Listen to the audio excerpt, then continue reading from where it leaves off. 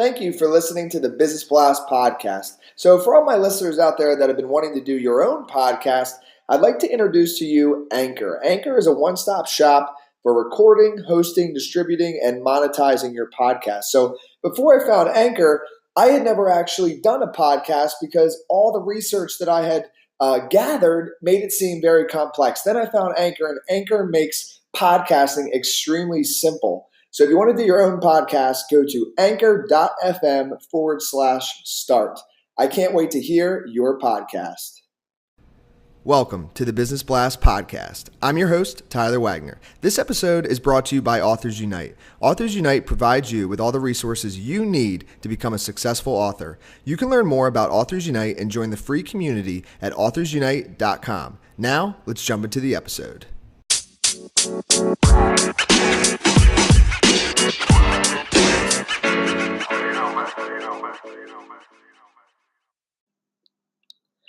All right, everyone. Welcome back to another episode of the Business Blast podcast. I'm your host, Tyler Wagner. Today, I have Jeff Ferguson with us. He is the CEO and founder of Fang Marketing, a boutique digital advertising media agency specializing in search and social media marketing and much more. With over 20 years of online marketing experience, Jeff has led the online marketing efforts for companies such as Hilton Hotels, Kimberly-Clark, and Napster. Jeff's clients have also included renowned brands such as Belkin, CBS, eHarmony, JustFab, Paychex, PetSmart, Popcornopolis, the Smithsonian, Stella Cosmetics, Thrive Market, and Sony. Honored as one of the PPC Heroes Top 25 Most Influential PPC Experts for 3 years in a row, Jeff Ferguson is no stranger to the industry speaking circuits throughout the U.S., Europe, and Asia. So welcome to the show, Jeff. Thanks a lot, Tom. Of course, man. Pumped to have you here. We'll dive into the first one. The first question I have for you, Jeff, is what is the best story from your life that has an underlying valuable message? I think it's the idea of just continuance, right? It's just kind of like persevering and kind of moving on. I've had lots of opportunities to kind of like back out of my own business, and over the almost more than 7 years, almost 8 years now that we've been doing it. And there's been plenty of opportunities where I could have just chucked it and actually gone back to the kind of corporate scene and do what it is. I've had plenty of opportunities to go back and do it, and it's been some gut wrenching times where I've actually said, should I do this? I've got a great opportunity to do this. I can go back into the corporate scene.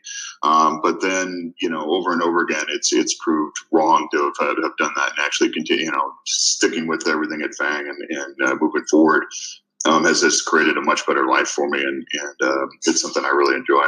Mm. And what is the most valuable piece of information we should know that's within your expertise or industry? Well, I mean, I think in general, like the kind of the concepts around search engine optimization, which is something we do for our clients, but we kind of approach it from a much different angle, in that we don't look at it as kind of like this magical box of magic that people generally look at when they do SEO stuff. Instead, we kind of approach it from the idea that it's a kind of a collection of marketing and site development kind of best practices that have existed before search, they existed after search.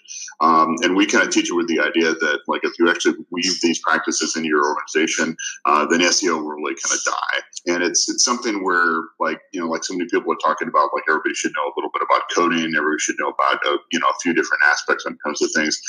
People should know how search is actually affecting their current positions and how it's kind of just woven into their daily tasks. And I think if we all do that, then SEO will just die and go away, and we can, just kind of move on. Very interesting. And what is your best piece of overall business advice, so not necessarily industry specific? Just the industry, I guess. I mean, I think one of the best lessons I ever learned early on was from a book that was called Thinking Inside the Box. And it's a great read. I can't remember the name of the author to it, and you can still kind of get it in a few different places. But it's the idea that no matter what type of ways that people talk about, like that there's a new economy or there's massive changes to certain things, the basic principles of running a business really haven't changed all that much. That it still comes down to things like cash management and having a business plan and a variety of other aspects that are still important and still need to be handled every day. And if you could give your younger self one piece of advice, what would that be? It would probably be to take a few positions outside of my comfort zone. I got offered a lot of opportunities to go and work in San Francisco and in New York and around the world really early on in my career during the internet boom. And I didn't take them because I really felt like I needed to stay in California or in Southern California because I had friends and family here. And now I look back on that, and it probably would have been a great time to kind of like see the world and really kind of experience things differently. And in your opinion, what is the key to happiness? That's a good question. It's funny. I think it's really not sweating. I hate to say don't sweat the small stuff because that was the name of that goofy book, but that's really what it does come down to. There's so many like goofy little things that really try and distract you and make you worry about the world that it's really easy to get hung up on. That happens to me just almost every day. But you got to learn to not be distracted on that. Keep your eye on the big picture. And what is the best book that you've read, and what was the number one thing you learned from that? So I guess the best business book, if we're going to stick on business, it was that one I mentioned before about thinking inside the box. That was that whole concept of keeping the basics of how running a business are still true, no matter how many times that people say there's a new economy. I think, as far as nonfiction goes, I think the book was it Neuromancer by William Gibson. Really kind of like changed my life as far as like envisioning what a potential future and how the internet and how a lot of the things would actually like work together. And that was back in high school before the internet was really like a thing for the rest of the public outside of the scientific community. But it gave me that kind of vision to say, look, there's going to be more out here. Things are going to change. And what is your favorite quote and why? My favorite quote is from Mark Twain, and he actually said that we don't have the reverence for the rainbows that the savage has because we know how rainbows are made. We've lost more than we've gained by prying into the matter.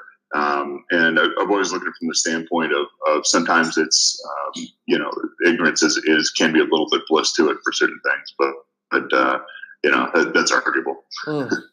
Dude, thank you so much for coming on. The last question I have for you before we let you go is, where is the best place for people to find you online? You can find me at Count Zero at COUNTXERO, or you can always find me at anything with Fang Digital as well. Perfect, man. Thanks again for joining us. We really appreciate it. Thanks a bunch. You have a great day.